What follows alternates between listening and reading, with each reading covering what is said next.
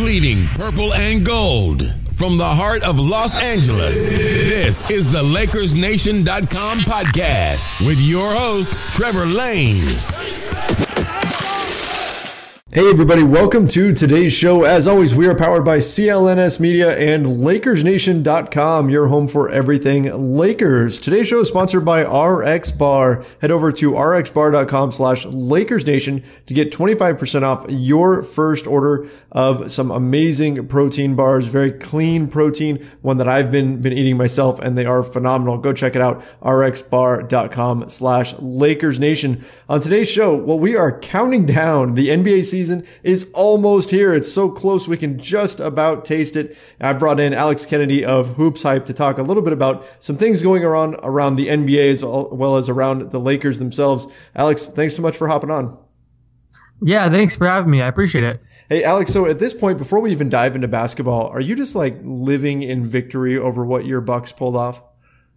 Oh, man. I'm so glad you brought that up. First of all, Ryan Fitzpatrick was amazing. I mean, I don't think anyone could have predicted what he did. I don't think Ryan's family saw that coming.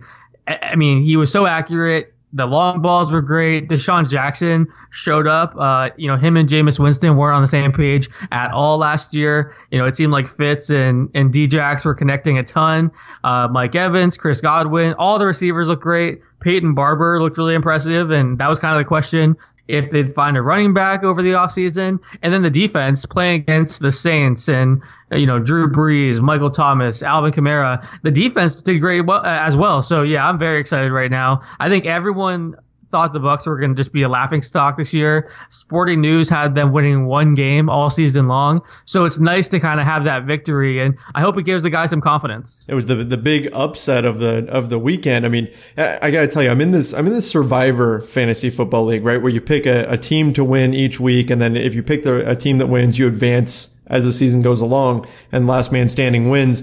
And I think it was half the league, and not joking, half the league picked New Orleans. So half the league got knocked out on your Bucks winning that game, the huge upset. I picked Green Bay. I was sweating it out for a while, but I'm still alive. And New Orleans, those people who picked that are not. Man, yeah, I mean, it was very unpredictable. The one thing I would say, I watched all the preseason games and everything like that, and Fitzpatrick looked amazing during the third preseason game, during the fourth preseason game, the second and third games. Not only was he super accurate, but he was throwing the ball further than usual. Usually he can throw about 20 yards, and anything past 25, 30, it's pretty inaccurate. But he really found a solid connection with Deshaun Jackson and Mike Evans and Chris Godwin. And then you have two tight ends there that are both so lethal as well, Cameron Brate, O.J. Howard. The offense looked like it was really clicking in the preseason. So I thought, okay, they can keep up with the Saints, but we're going to lose. But then sure enough, you see what happens, and the defense steps up as well. The offense had, as good of a day as you can. And now they're getting ready to face the Philadelphia Eagles. So we'll see what happens there. That's going to be a heck of a challenge, but exciting to see. Kind of a cool way to start the NFL season. Glad that the season's back and started. Meanwhile, the NBA season, I'm at the point where I'm just ready for basketball. I'm so ready for the league to finally start. We're just a few weeks away now from at least preseason. Preseason will kind of get me going a little bit, because I'm excited to see how a lot of these moves shake out around the league, not just with the Los Angeles Lakers. But before we even dive into, like, say, the Western Conference and all that kind of stuff, let's talk real quick about Andrew Bynum. This is a story that randomly popped up. I was not expecting to hear his name at all. Here we are, we're just a few weeks away from the start of the season. Suddenly Andrew Bynum's name pops up, and he is looking to make a comeback into the NBA. And the story that came out today from Shams Charania said that Andrew Bynum actually went through a workout at the Lakers practice facility. And a lot of Lakers fans instantly thought, oh my gosh, he's working out at their facility. That must mean that they're going to sign him. Is this typical around the NBA, though, for players to go work out at other teams' facilities? I mean, does it send a message that they're definitely going to sign there, or is there even really any meaning to that? I wouldn't read into that unless they were saying that Laker executives were there and he was working out specifically for them. A lot of times players will go to the facility that's near them, or a facility that they're comfortable with or have friends around the league that they can play pickup with and work out with. So, you see a lot of guys go through, the LA facility. You see a lot of guys go through, New York or Miami, any of these places where a lot of players congregate, and guys can go work out with their friends. That's where they tend to go. So even though he's working out in the Lakers facility, I wouldn't say that means he's definitely getting signed or even being considered right now by the Lakers. I did find it interesting that this story came out right now. I honestly, Andrew Bynum is someone that for a long time we've heard, doesn't really love basketball, doesn't really want to put the work in. He's 30 years old now. We know about his injury troubles. It just seems like a real long shot for him to be able to make it back into the NBA. I'm wondering if they're trying to put his name out there and, float NBA interest or NBA rumors to try to get an overseas offer. That's kind of my guess. I think that's probably the best case scenario for him because I can't really see a team taking a flyer on Bynum at this point because of his health, because he's had some locker room issues about role and things like that. I just can't see it. So while he's working out in their facility, that does happen all the time. I'm trying to think of some examples. There's Isaiah Thomas has worked out in numerous facilities. Guys do that all the time. They want to go train with their friends and play good pickup. That's a great way to stay in shape in the off season. Sometimes it's at a team facility. Sometimes a bunch of guys go to Las Vegas and play at Impact Basketball and do it there. And there's executives at those pickup games as well. So there may have been executives watching the workout even, but it doesn't mean that Bynum was necessarily working out for the Lakers and, this was a tryout by any means. Right. So we can't read too much into this and assume that Bynum's on his way back or even that he's going to stick in the NBA. I mean, it's only been about 4 years since he was actually playing on the floor in the NBA, but the league has changed quite a bit and kind of the slow plodding big man isn't in very high demand at this stage. So I'm wondering too, is he going to find a home in the league? Personally, I'd like to see him, come back and play with some passion if he's found that passion. But like you mentioned, there have been questions throughout his career about how much he really loves the game of basketball.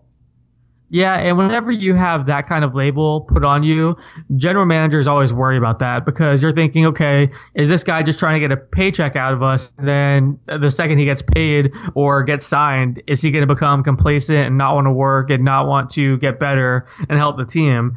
With guys like that, you have to wonder, is it just about the money? There are certain guys out there that would want to come in on a minimum deal just to keep playing because they love the game or they want to compete and go deep in the playoffs, try to contend for a championship. Those are the guys I think you want in your locker room. And I think of a guy like Bynum, just knowing his history, unless he's done a complete 180 and is a different person, and he very well may be. I mean, we don't really know. We haven't talked to him. We don't know what his mindset is right now. But just whenever you have that label, it does make it harder for you to get back into the league. And I think when you look at this Lakers team, the cast of characters they already have, adding Bynum would just be even crazier. Yeah, they do already have a number of different, strong personalities, shall we say, that have been added to this team in the offseason. You've got Rondo, you've got JaVale McGee, you've got Lance Stevenson, Michael Beasley, all these guys that are going to have, they're going to want to play minutes and they're going to have their moments this season where maybe they're going to test Coach Luke Walton. So it's going to be, it would be maybe adding even more to Luke Walton's plate if you were to insert a guy like Bynum at this point. One of the things that I want to talk about here is as we're getting closer to training camp, Rob Pelinka has been making a big deal out of the Lakers, making sure that every one of their starting positions, except for the one that has LeBron James in it, is open for competition. So starting point guard spot, Rondo is going to battle Lonzo Ball. At the shooting guard, you're going to see Kentavious Caldwell-Pope battle it out with Josh Hart and maybe Svi Mykhailiuk. At small forward, you're going to have Stevenson and Brandon Ingram fighting. At center, you could see Kyle Kuzma making a push to try to play a little bit in the small ball lineup. You could also see Ivica Zubac and Mo Wagner. They're really pushing this idea that they want the players to compete with each other for these open spots and for that competition to help drive them to become better, to push each other to become better players. How typical is that around the NBA? Do we see a lot of guys that are just kind of already locked into their starting spot heading into training camp and that's well known and there's an established pecking order? Or do we see more teams that are like the Lakers where they want everything up for grabs? I think it really depends on where the team is at in terms of their development. A team like the Golden State Warriors or the Houston Rockets, they understand, here's our lineup, everyone knows it, fall into place and know your role. A team like the Lakers that has so many young guys and a really interesting mix of young guys and veterans, they almost have a veteran for every single young guy at each position. So that's where, reading that competition and saying, hey, Lonzo, go earn the job over Rondo. We want KCP and Josh Hart to compete. We want Brandon Ingram and Lance Stevenson to compete. I think that's only going to help them not only get ready for the season, it'll help them, I think, get closer as a team. And I think with young players, you always want to prepare them for winning basketball. That's one of the things. If you're part of a losing organization and a team that hasn't made the playoffs in a long time, you want to bring winners in. And I think you always want to have that win the day mentality. That's what coaches and executives say all the time. So when you're stressing that with young guys, they're hoping that, you're going to fight to win your position. You're going to fight for your minutes. And then when the season comes, you want to continue to win the day, have the right mindset, and feel confident. If a guy like Lonzo Ball isn't just given the starting spot and he feels like he beats out Rajon Rondo, that's a confidence builder. If a guy like Brandon Ingram can hold back Lance Stevenson or KCP can hold back Josh Hart, you never really know. It's definitely a confidence builder for whoever lands the starting job. And I also think it's a way of making sure everyone is working hard in camp. No one can be complacent and say, okay, I'm going to go through the motions during this camp because my starting job is secure. By doing this, you're saying, no, everyone needs to go out there and work their hardest. And that's how you get the most out of a training camp too. Yeah, that's something that the Lakers are really tuned into. That's something that they're really hoping for. Now, you mentioned that this can help their confidence. Could we see that also work in the other way though? I mean, like, let's say Rondo beats out Lonzo Ball, which isn't completely impossible. Or if a guy like Ingram loses his spot, which I would say was less likely, could that be a detriment to these players long term? Yeah, I mean, it definitely could hurt their confidence, but that's where you have to hope that the veterans that they brought in are using these opportunities to teach the young players. Let's say Rondo does beat out Ball. Well, then Rondo would hopefully become his mentor and, his veteran leader and show him where he can improve, and they form a bond. Same goes with, KCP and Josh Hart. If they do, lose their starting job or they do lose some minutes here and there, you hope you have the right veteran in place that can teach them and prepare them for the day that, that job's going to be theirs. Lance Stevenson, Rajon Rondo, JaVale McGee, these guys are all a bit older than Michael Beasley. These guys are all Ball and Josh Hart, Kyle Kuzma and Brandon Ingram. So even if, they were to lose some minutes or, some starts to these veterans, I think the veterans have to be in the mindset, okay, we need to prepare these guys for the future and help them in any way we can, whether that's competing in practice or, giving them little tips here and there and building confidence in other ways. Right. I've seen some concern where fans are worried about, there's no way the Lakers would start Rondo over Lonzo Ball. It's not necessarily the end of the world if that happens, because like you said, I mean, Rondo can act as a mentor to Lonzo Ball. Maybe this lights a fire under him or any of the other players that lose their starting spot. I think last year to Julius Randle losing his starting position to Larry Nance Jr. And that got Randle going. He was upset for a while, but ultimately he turned in the best season of his career. Unfortunately, he's not still a Laker at this point, but even if a guy loses his spot initially, that isn't set in stone. This is something that's always flexible and fluid. And frankly, I really like this. I like this mentality, and I think this is indicative of the mentality for the Lakers moving forward into this season. We're no longer in the era of where we have to wonder and debate over, is this veteran going to take away minutes from the young kids? It doesn't matter anymore. All that matters is that the players who are on the floor are the ones that give the team the best chance of winning. And if that's a veteran, fine. If that's one of the younger players, great. But ultimately, at the end of the day, the Lakers are now finally in a phase where winning is the most important thing, more than development or anything else. So I'm excited for this era of Lakers basketball. Alex, I know you've seen for the last 5 years have been rough for the Los Angeles Lakers, but it does feel like they're moving into this new era, and now winning is really the only concern. Yeah, I agree with you. I think in the past, you want to play those young guys and develop them as much as possible because not only is that gaining experience for them, but you're also helping their trade value around the league and things like that. Now, like you mentioned, it's all about winning. It's all about fitting next to LeBron James and putting together a contender. And I do agree with you. If a guy like Lonzo Ball does get benched in favor of Rondo, I think that would light a fire under him and maybe, make him push harder, make him work harder. I also think it sends a message to other free agents next summer or, the summer after that look, yeah, we have these young guys that are a key part of our team, but if you play really well, you could end up playing big minutes. You may even land a starting job. So I think that's something that can, maybe attract future free agents too, as they try to round this roster out around LeBron James going forward. That's a good point. Yeah, then they are going to be continuing to work on this roster. We know that these veterans they've brought in are only on 1-year deals. So this team is very much in flux. It's a team that's going to transition as we head towards next summer when we know they hope to be big players on the free agent market once again. Alex, I'm looking at this season and I think about what success means for the Lakers. I think ultimately it's coming down to the playoffs. I mean, this team is now expected to make the playoffs. I don't know if you can say that just getting into the playoffs is successful. I think they need to make some noise there. But when you look at the Western Conference, man, it is a dogfight. If the Lakers were in the Eastern Conference, I think you could easily say, yes, they're definitely a playoff team. No problem. No question. They're getting there. In the West, I look at this Western Conference and I think, my gosh, what is going to happen? It is such a dogfight and there's so many teams that could really be in the mix there for the playoffs that it's hard to really predict. How do you see the Western Conference playing out? What do you think about kind of how this whole thing is going to work? Yeah, it's going to be really interesting. I think the Lakers will make the playoffs, but I do think it'll be a lower seed, not, a top 3-4 seed. Mm-hmm. I just think you look at this Lakers team. Last year, they won 35 games. They were, 11 games out of the 8th seed.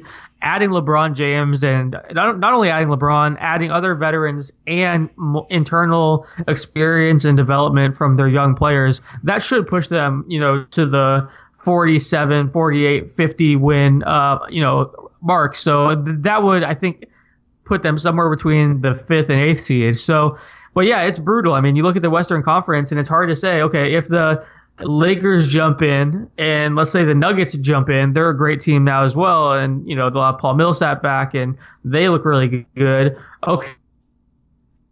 Teams fall out. Is it New Orleans after losing some key pieces like Rondo and Boogie Cousins?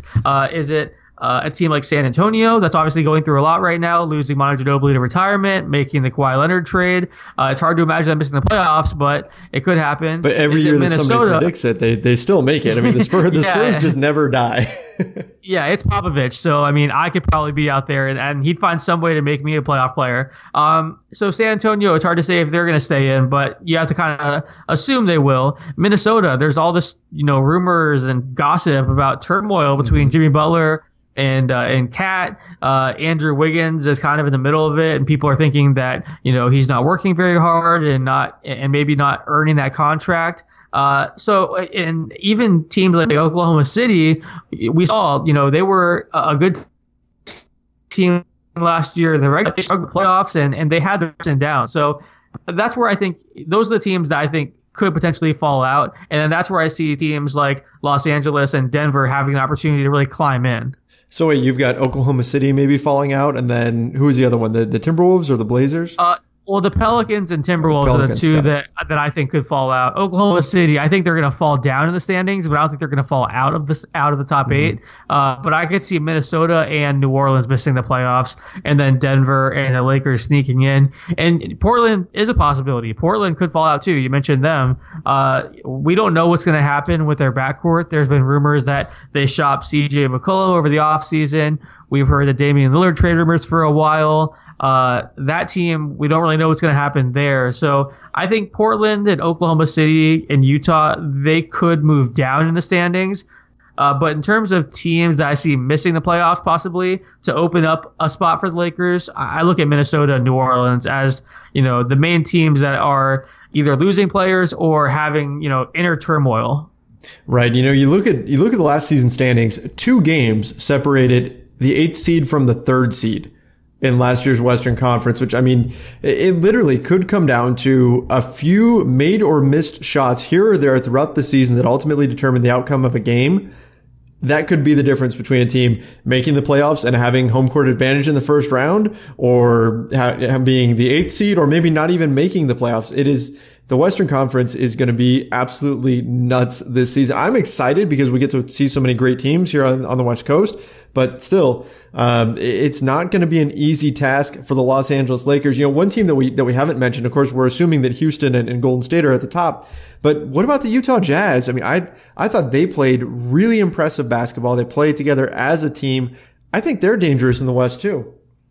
Yeah, I didn't mention them because I have them moving up. I think they could be the 3 or 4 seed. I think Donovan Mitchell is such a special player, and he's working extremely hard this offseason. I think he's going to get better. Rudy Gobert, obviously a fantastic center. He was really dominant all season long. They've made some interesting moves. They kept that core together. Those guys are going to have even better chemistry. Their young guys are going to have more experience. I think Utah could end up being, a 3 or 4 seed. I think I have more belief in Utah than teams like Oklahoma City or San Antonio. So I definitely think they're going to be a playoff team. But yeah, I mean, the one thing to keep in mind though, we're kind of talking about who the Lakers have to knock out, and if they can make the playoffs. When you have LeBron on your team, it just changes everything. We haven't seen what Brandon Ingram looks like playing with LeBron. We don't know what Kyle Kuzma and Lonzo Ball and KCP, we don't know what those guys look like with LeBron. There's such a bump in each player's production whenever you have LeBron on the floor with them, because he's such a great passer, because he demands so much attention from defenses, because, you're constantly focused on him on offense, which leads to open buckets for others.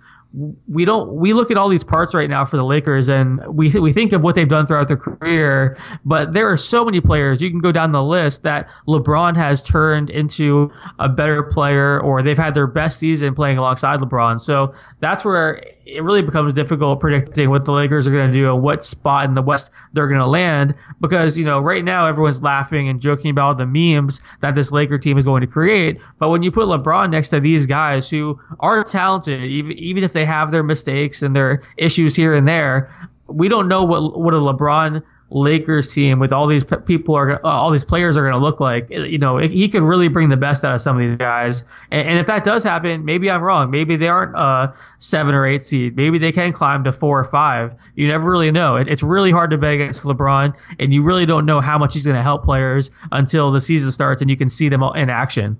That's a great point. Yeah, I mean, these young guys are going to be getting open looks like they've never seen before. They're going to be getting opportunities that they haven't had. They didn't have last season. They picked up the pace last season. They picked up the defensive intensity. They developed an identity. Now I think everything's going to be that much smoother with LeBron. It may take a little bit of time for them to figure out their roles and everything, but still, this is an opportunity for this Lakers team to really jump up if they can come together quickly. I think that's going to be key here. How long does it take them to get to be comfortable playing alongside LeBron and playing alongside Rondo and guys like that?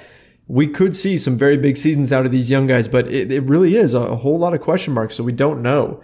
Alex, we're going to pause for just 1 second to talk about RX Bar, which is a protein bar that has quickly become my very favorite. They believe in transparency, which means they put exactly what is in their product right on the front, big, bold letters, can't miss it, so you know what you are putting in your body, which is so important in this day and age. I've been trying to get in better shape, build muscle, build strength, and this protein bar, RX bar, has definitely helped out with that. Helped me meet my protein goals for the day. I throw them in my bag and I take them in the afternoon with me. Great protein boost in the afternoon. They have all kinds of great flavors too. I've been trying all of them. My favorite right now is probably the peanut butter chocolate, but blueberry is a really close second, and I was surprised by that. I'm normally not a fruit kind of guy in like a protein bar or anything, but the blueberry surprised me. It was really good. Really, really liked it. So my recommendation for those of you who are going to try this out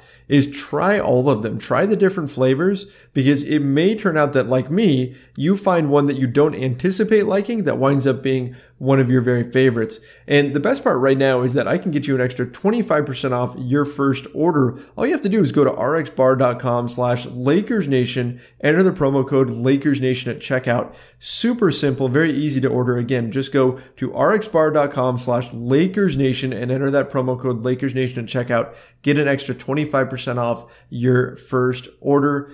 Give them a try, guys. They are definitely worth it.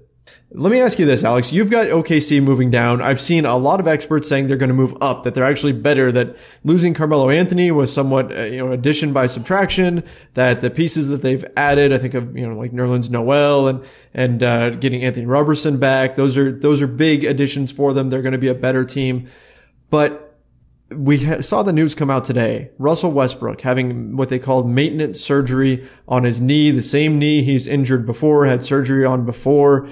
Are you concerned at all? Is Westbrook's health, do you think, going to become an issue considering how athleticism based his game is?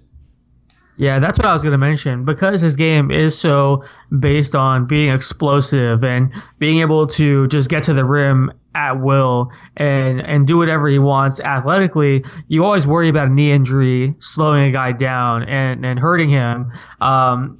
That's not really the reason I had Oklahoma City falling down in the standings. I just think teams like Utah and the Lakers, I think they could move up and maybe push Oklahoma City down a little bit, because like you said, all these teams are 1 or 2 games apart. But when you do throw in the Westbrook injury, it does become concerning. He's obviously their best player. Paul George was great last season too, but this team depends on Russell Westbrook to put up monster numbers each night. And I'm curious to see how he looks after this injury, because whenever you're a guy that attacks the rim the way he does, and then you have a serious injury like this, I think it makes you a little bit hesitant to, go as hard at the rim, to throw your body around. You're either hesitant or you change your game a little bit. You start settling for jumpers a little bit more, because you don't want to go through that again. It's even if you're not meaning to do it, I think sometimes guys change their style of play after an injury like that happens. So hopefully that's not the case. Hopefully Westbrook is 100% for the season, and we get to see him at full strength. But a guy that has his skill set and relies on his athleticism so much, a knee injury is pretty scary. And you have to hope that it just goes away after this procedure, and it's not something that becomes a nagging injury that they're worrying about for a long time. Right, yeah. If that becomes a lingering issue, that's a huge problem for the Oklahoma City Thunder if Westbrook can't get back to 100%. And he's not even the only one. We recently heard Devin Booker. This was just the other day. Devin Booker has surgery now. He's in doubt for the start of the season as well. And that's, the Suns aren't expected to be a playoff team by any means. They're not expected to be a solid team, but Booker is still dangerous. And if you get that team on the wrong night and Booker's going off, you could end up losing that game. So the teams that are playing the Suns early on in the season might have a little bit of advantage because they won't have Devin Booker out there. At least it looks that way right now. It's going to be interesting to see the way it all breaks down. And Alex, as a Lakers fan, of course, I want to see the Lakers make the playoffs. I want to see them do as well as they possibly can. And so I'd like to see the Thunder drop and all these other teams drop and the Lakers move up. But as a basketball fan, man, I hate seeing these injuries. I want to see these guys at 100%. I want to see the best talent out there. And it's worrying me that already in this season, we've got injuries to 2 pretty big stars in Devin Booker and Russell Westbrook. I'm keeping my fingers crossed and hoping that this isn't a sign of things to come for this season. Yeah, I totally agree. I think whenever you have major injuries and, those become huge storylines, that's so bad for the NBA. You want your stars out there. It makes for more compelling games. It makes for more entertaining playoff series. So hopefully Russell and Devin can get right. Hopefully those teams can kind of ease them back. I think there's sometimes you see guys get pushed back too soon, and it ends up hurting them in the long run. Hopefully, these guys can take their time, kind of ease back into things, and then get back to 100%. Because no one wants to see these guys go down, and hopefully, these are the only injuries for quite some time. I don't want to see a Gordon Hayward like situation where game one, the opening minutes, he gets season-ending injury. Hopefully, this season isn't as brutal injury-wise as last season was. Oh man, yeah, that was a gut punch, and it was a Celtics player, obviously, at Gordon Hayward, and I mean, Lakers fans are going to have no love for the Celtics, but still, you had to feel for him. I mean, first game of the season, and I mean that was a gruesome injury. So hopefully he gets back to 100%, and hopefully we have a relatively injury-free NBA season. It's obviously not always preventable, but I do like what the NBA has done. They've been trying to limit the amount of travel that players have, the amount of back-to-backs that players have. I think that's a step in the right direction, and we need to keep moving that way, because I think everything backs up that when players are tired and they've been traveling a lot, they are more likely to get injured, and then you're going to have a worse product on the floor. So I think the NBA is smart to do everything they possibly can to avoid those types of scenarios for their players, where they're playing tired, they're playing on a lot of travel, and that's going to be something to watch moving forward, right? Yeah, you're so right about that. Baxter Holmes has written articles about that, basically looking at the schedule. And, I forget exactly how he does it, but basically he looks at teams that have played, multiple road games in a certain number of nights, and he can predict before the season starts which teams are going to lose certain games based on the schedule. And his record in predicting games that way is almost flawless. You just see when guys are on the road for, several games, and they have a back-to-back, or they have a few games in 5 nights, you see that they're going to start losing games right after that, no matter, who's playing. It's just a schedule loss. And I think the NBA is doing a great job of trying to limit those kind of things and limit the injuries. They're like the exact opposite of the NFL right now. The NFL is talking about removing 2 preseason games, and they want to have 18 NFL regular season games. So I think the NBA, they're listening to their players and trying to give more breaks and separate games a little bit more so the guys stay healthy, have longer careers. Whereas the NFL, I think they're thinking very short term, saying let's get rid of preseason, add 2 more regular season games, and that's just going to lead to even more injuries, more fatigue, and a worse product, like you said. So I think Adam Silver's done a terrific job as commissioner, being open minded to these kind of things when other commissioners haven't been willing to do that. And working with the players, guys like LeBron James and Chris Paul, the leaders of the Players Association, they're really pushing for these things, and they've done a great job as well. I'm glad that both sides seem to be working together. It also hopefully means we won't have a lockout, because no one wants that. That was very boring in 2011. It seems like the two sides are working together really well on a lot of issues right now, and that's great to see. Yeah, it does seem like there's quite a bit of harmony, and so hopefully that is a sign of things to come, and that there won't be a lockout of the next CBA negotiations. I don't even know when the next opt-out is for the current CBA. I'd have to look it up, but yeah, I mean, lockouts would be terrible. And of course, it does seem like the NBA is becoming more and more player friendly. They're working with the players hand in hand. And so you got to love that. Hopefully that's something that continues. Alex, let's wrap things up with this. As we're getting closer here to the season, we're just a few weeks away. I've been thinking about all the things that I can't wait to see. And of course, the things that I think of are very Lakers centric. Of course, LeBron James being out there, how much the young guys have grown, how the kids handle pressure situations now that they're going to be in games that matter and in a playoff hunt and all these things. These are all things that I'm excited to see. But you look at the NBA from more of a national perspective. You look at the league as a whole. So what is it that's got you most excited about this upcoming NBA season right now? Well, there are a number of things. I want to see. I'm always interested in the guys that change teams. I find it really interesting to see guys go through that acclimation period where they're trying to learn, new plays and get used to a new city and get along with new teammates. So I'm really interested to see Kawhi Leonard in Toronto.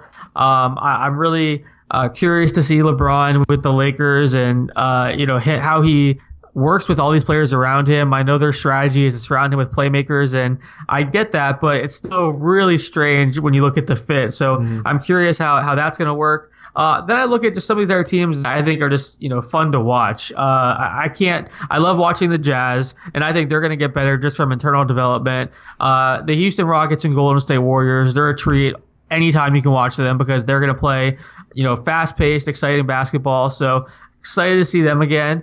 And then I would say this rookie class too. I really like these rookies. I think it's always fun to see some of the new blood come into the NBA. I think right now everyone's wondering, who can be the next Donovan Mitchell that, maybe a late lottery pick that surprises everyone. Who do you think that's going to be? Who's your take on that? Oh man. So I was liking, it's so hard because I was liking Mikal Bridges until the Suns went out and got Trevor Ariza because I feel like that's going to really limit him in terms of minutes. I'll go Colin Sexton in Cleveland. I think he's going to have a real big opportunity to have the ball in his hands. I think he's going to be a real focal point for them now that they're kind of rebuilding a little bit. I know they did lock up Kevin Love on a contract, but I do think they're taking a step back and want to develop him. So I like Sexton's game. I think he could break out and be really interesting. So he's one of the guys I'm really excited to see. And then lastly, the Boston Celtics being at full strength. I know Laker fans don't want to hear it, but Nope. We haven't seen this team at full strength, and as a basketball fan, it seems like I've been waiting so long to do it. With Kyrie Irving, Jaylen Brown, Jason Tatum, Gordon Hayward, Al Horford. I'm so excited to see all of their starters healthy and see how good this team can be. So that was a long list, but I would say, the guys that changed teams, some of the rookies, Luka Doncic is another rookie that I cannot wait to see. I love his game. And then some of the teams that we really haven't got a chance to see at full strength yet, like Boston. Yeah, Alex, you said that was a long list, but I think that's actually a great thing because that just means that there's that many reasons to be excited about the NBA season starting up soon.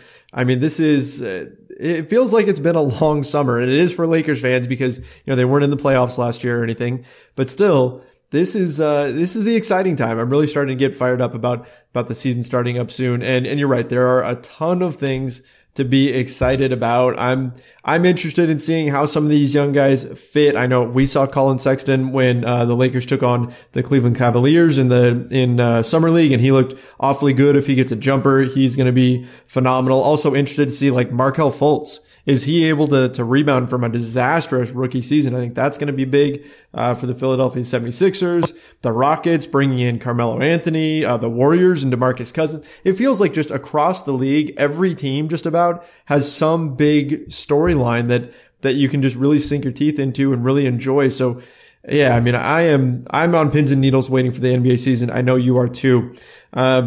Anyway, Alex, you know what? Thanks so much for coming on here, man. I really appreciate your take on the NBA as a whole and taking time to discuss all this with us.